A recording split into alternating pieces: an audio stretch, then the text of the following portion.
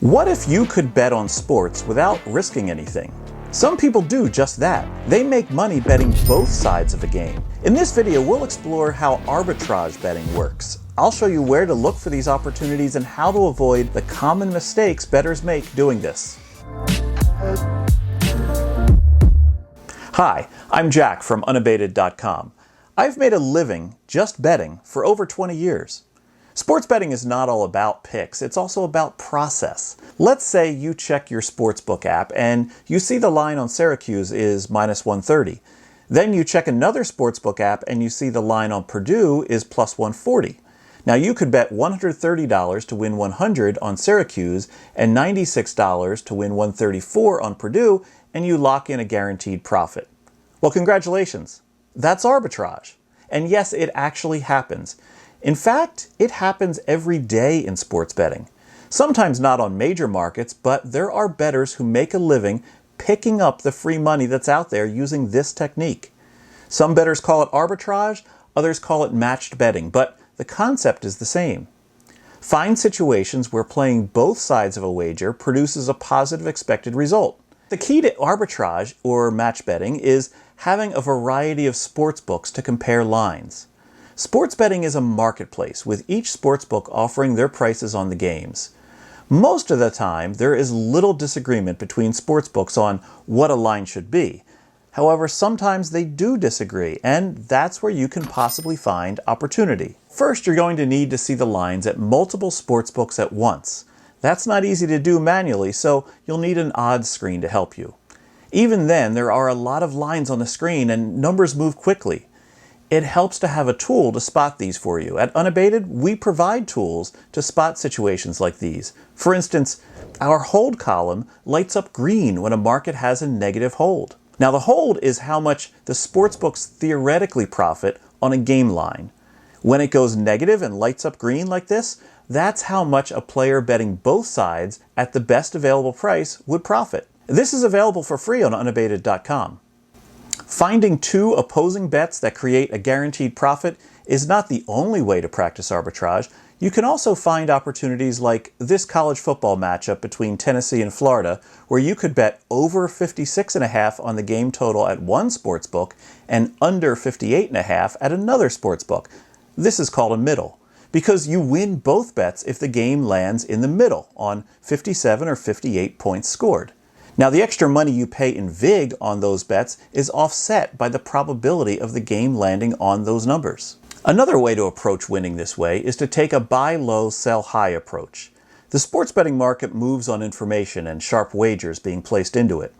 In a recent game between the Minnesota Vikings and Philadelphia Eagles, you could have bet on the Vikings at plus 7.5 early in the week. And then a few days later, as injury information came out about the Eagles, the line dropped all the way down to 5.5. You could effectively sell your Vikings position by betting on the Eagles at minus 5.5. You would now have a middle attempt. You would have the Eagles minus 5.5 and the Vikings plus 7.5. If the Eagles win by 6 or 7, you'd win both bets. Otherwise, you'd lose one of the two bets. In this case, the Eagles won that game by 6 points, which made both bets a winner.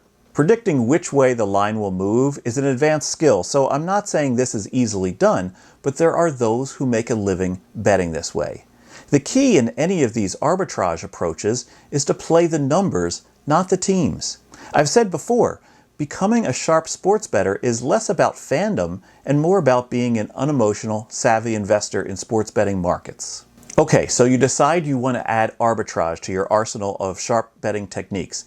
But you're still going to need some pointers on where to find these gold nuggets of value. First, your ability to profit is directly tied to how many sportsbook accounts you have. Trying to find arbitrage opportunities across just a small handful of books is not worth the effort. Utilize as many sportsbooks as you have access to. Second, you're less likely to find disagreements in pricing between sportsbooks in major leagues. They can exist, but you'll do better shopping in more minor sports or in some of the derivative markets within a sport. Alternate lines and alternate totals can be fertile grounds for match betting. Oh, and prop markets are also a very viable option. However, arbitrage or matched betting also comes with some risks that don't get mentioned enough. The first I like to call the arbitrage mirage. Sometimes bettors get so lured in by the concept of winning money with very little risk that they fail to recognize that they're betting into one good situation and one bad situation. In that very first example I gave with Syracuse and Purdue, the lines were -130 on Syracuse and +140 on Purdue. That +140 on Purdue was better than anything else that was out there on the market. However, -130 on Syracuse was available at a sharp market-making book. There's a very good chance the value on that bet is almost entirely on that good number on Purdue. You have one good positive expectation bet on Purdue +140 and one poor negative expectation bet on Syracuse -130. Now together they have a guaranteed profit of about 2% of whatever you wager. However, betting just Purdue alone would produce the better long-term profit.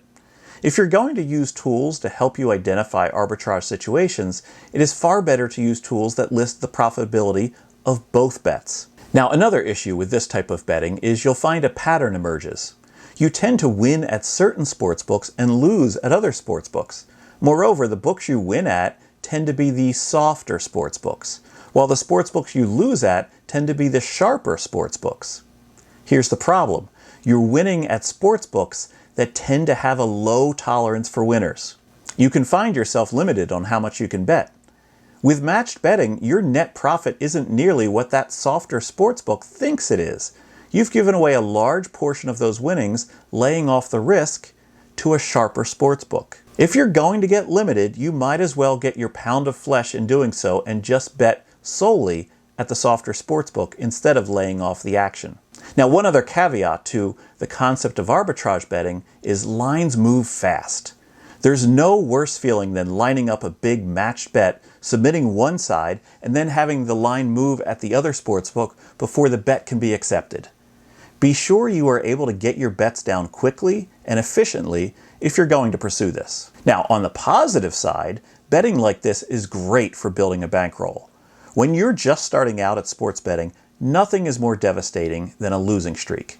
Betting into arbitrage situations allows for slow but steady growth of a bankroll. Combining the pursuit of promotions and bonuses with arbitrage betting can give you a leg up in trying to get your bankroll to a better place. Arbitrage or matched betting is just one of the approaches that sharp bettors use to get the edge over the sports books.